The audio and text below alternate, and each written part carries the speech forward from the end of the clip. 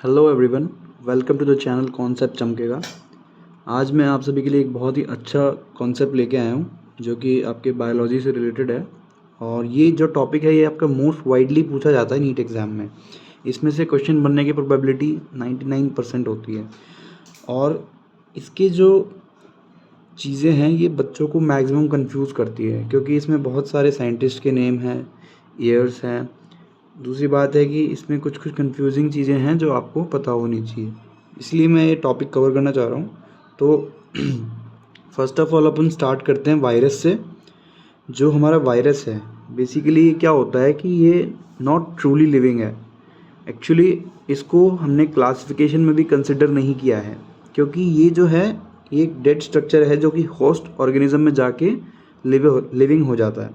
ठीक है, वायरसेस को हम ऑब्लिगेट पैरासाइट बोलते हैं, क्योंकि हम इसको हमेशा किसी ना किसी होस्ट की ज़रूरत होती है काम करने के लिए। ठीक है, अब वायरस का जो स्ट्रक्चर है वो नॉन सेलुलर होता है। इसके पास कोई सेल स्ट्रक्चर नहीं होता, ना ही इसके पास कोई सेल ऑर्गेनेल्स होते हैं। ठीक है, और इसका जो आउटर पार्ट होता है वो क्रिस्टलाइन होता है और इनर्ट होता है। ठीक है, इसका जो आउटर पार्ट होता है वो क्या होता है, क्रिस्टलाइन होता है और इनर्ट होता है। ठीक है, अब कुछ साइंटिस्ट थे जहाँ से इसकी डिस्कवरी शुरू हुई थी, जिसके बारे में हम डिस्कस करेंगे। मतलब धीरे धीरे स्टार्ट हुआ था। लाइक 1892 में एक साइंटिस्ट थे दिमित्री इवानोव्स्की। इन्होंने क्या बताया था कि इन्होंने जो मोज़ैक डिजीज़ है, मोज़ैक डिजीज़ के अंदर इन्होंने एक ऐसा पैथोजन ढूंढा जो कि क्या था, बैक्टीरिया से छोटा था। ये पता कैसे चला, इन्होंने इस पैथोजन को बैक्टीरियल फ़िल्टर पेपर से पास किया तो वो पास हो गया। ठीक है, तो वहाँ से इन्होंने कुछ देखा कि एक ऐसा पैथोजन है जो कि एक्चुअल में लिविंग नहीं है, लेकिन ये डिजीज़ कॉज करता है और बैक्टीरिया से छोटा है। ठीक है, यहाँ तक इनको कन्फर्मेशन नहीं हुआ था। उसके बाद हमारे पास साइंटिस्ट आए जिनका नाम था M.W. बेजेनेरिक। ठीक है, इन्होंने 1898 में क्या डेमोन्स्ट्रेट किया कि जो टोबैको प्लांट है, टोबैको प्लांट में कुछ एक ऐसा पैथोजन था जो इसको इन्फेक्ट करता था। ठीक है, तो इस पैथोजन का जो इन्फेक्टेड पार्ट था प्लांट का, उन्होंने जब इसको हेल्दी पार्ट में डाला तो हेल्दी पार्ट भी क्या हो गया, इन्फेक्ट हो गया।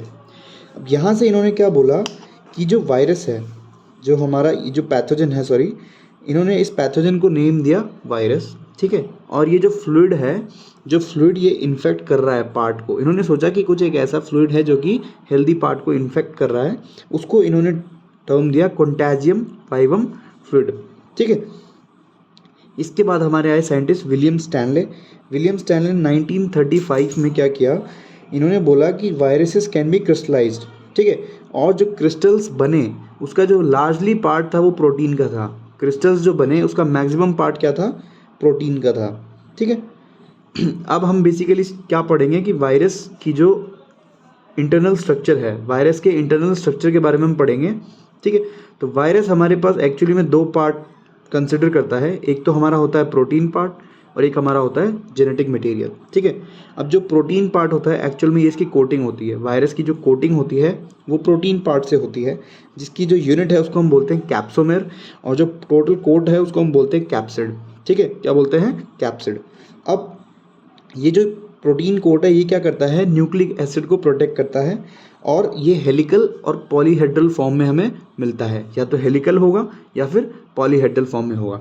ठीक है, और एक ख़ास बात हमारी क्या जानने वाली है यहाँ पे कि जो हमारे पास जो ये है, या तो जो जेनेटिक मटेरियल है ये तो इधर it is in the form of RNA और या फिर डीएनए। ये कभी भी दोनों साथ में प्रेजेंट नहीं होते, या तो आरएनए होगा या फिर क्या होगा, डीएनए होगा।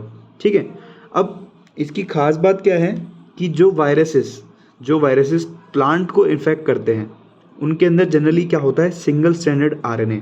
ठीक है, लेकिन जो एनिमल्स को इन्फेक्ट करते हैं उनके अंदर आपको single stranded RNA, single stranded double stranded RNA and double stranded DNA, ये तीनों चीज़ आपको मिलेगी। ठीक है, और यूजुअली हम क्या नोटिस करते हैं कि जो बैक्टीरियल वायरसेस होते हैं जो कि बैक्टीरिया को इन्फेक्ट करते हैं, जैसे हमारे बैक्टीरियोफाजेस हैं, बैक्टीरियोफाजेस में नॉर्मली क्या होता है, डबल स्ट्रैंडेड डीएनए। ठीक है, अब हम कुछ वायरल डिजीज़ के बारे में डिस्कस करेंगे, जैसे हमारे पास मम्प्स है, स्मॉल पॉक्स है, इन्फ्लुएंजा है और हर्पीज़ है। ठीक है, और जो मोस्ट कॉमन डिजीज़ है जो कि हम सब जानते हैं दैट इज़ एड्स, जो कि हमारा HIV वायरस से कॉज होता है। ठीक है, HIV virus is a retrovirus. Retrovirus means जिनका RNA जीनोम होता है।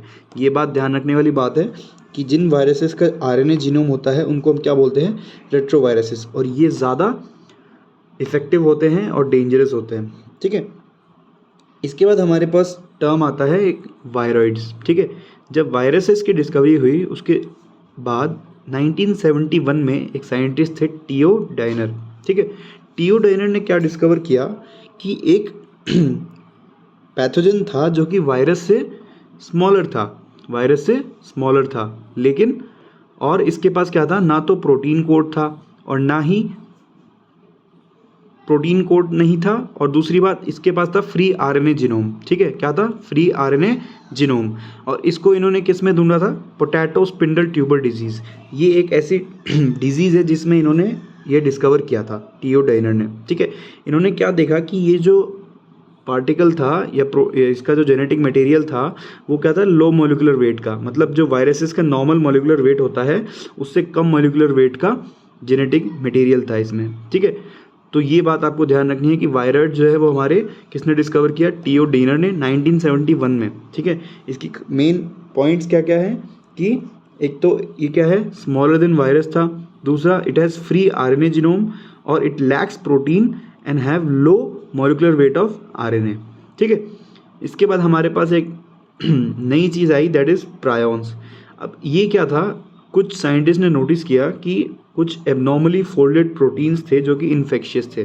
ठीक है, कुछ इन्फेक्शियस एजेंट्स जो कि प्रोटीन थे और वो एबनॉर्मली फोल्डेड थे, जिनका साइज़ तो क्या है, सिमिलर टू वायरस था।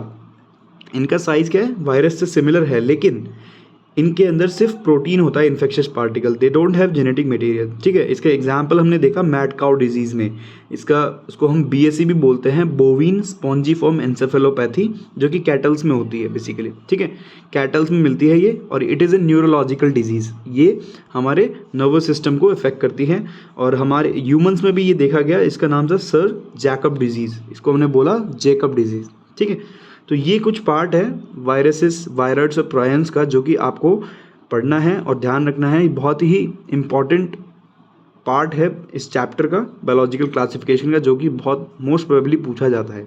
ठीक है, तो थैंक यू, आज के लिए इतना ही। अगर आपको वीडियो अच्छा लगा हो तो प्लीज़ लाइक, सब्सक्राइब करें और शेयर ज़रूर करें। Thank you.